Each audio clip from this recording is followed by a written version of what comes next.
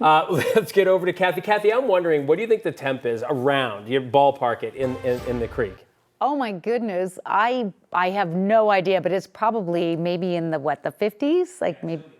Right? Yeah, it's got to feel pretty cool because that's snow runoff. I mean, what very little snow there is, that's snow runoff. So yeah, maybe 58 degrees, maybe 60, I'm guessing. But I bet it does feel refreshing on a day with almost 100 degrees. We have a weather impact alert in effect for the heat advisory in effect. Outside, the air quality is not perfect. There was an air quality alert issued earlier for ozone. And in the smoke areas, the burn areas, we're dealing with poor air quality, as you might imagine, as well. Out in eastern Colorado, it's a nice afternoon. Our high so far 97, above average and close to the record, but not quite there yet. And looking at the other readings around the area, 101 in Greeley, 100 in Fort Collins, 101 in Grand Junction, and 103 in the Moab area.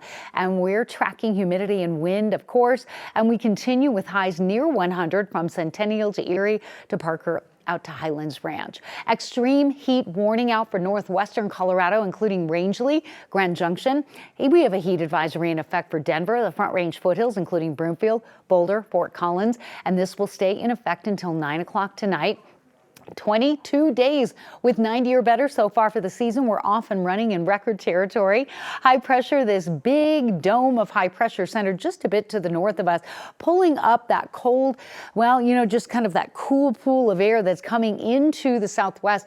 And that's also translating to the chance for a few slow moving showers and thunderstorms, because once it runs into all of that heat, we're seeing not just rain, but actually wind and lightning. There are some flood advisories out across the northwest and western slope areas and out across the desert southwest into central Texas, where airport delays are likely.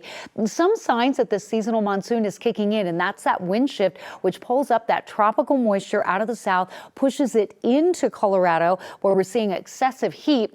And then we start to get these slow-moving showers and thunderstorms each and every afternoon. Right now, all of it over western Colorado. Here along the Front Range, not much chance for rain, but some of these slower-moving storms could produce a little rain along with wind and lightning, which will keep fire managers on their toes. We are tracking a few showers in and around the Aspen Acres burn scar, but also the erratic winds and lightning, which is not helpful for fire managers. And right now, that's kind of what we're seeing. Western Colorado has a shot at seeing that wind, that rain, that lightning.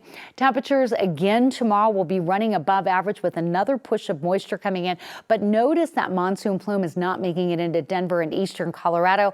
This looks to be the trend for the next few days. So tracking the temperature trend and tracking the wind, which will translate to lows in the 70s for western Colorado, upper 60s for Denver, 40s and 50s in the mountains. And then as we look at highs for tomorrow, not as hot, but still trending way above average. 94 Denver, 97 Greeley, 96 in La Junta, triple-digit highs across the western slope and across eastern Utah. So a weather impact alert remains in effect for the heat advisory. It's warm and breezy tonight with our low in the mid-60s. Tomorrow with sunshine, another warm, dry day. No heat advisory in effect yet.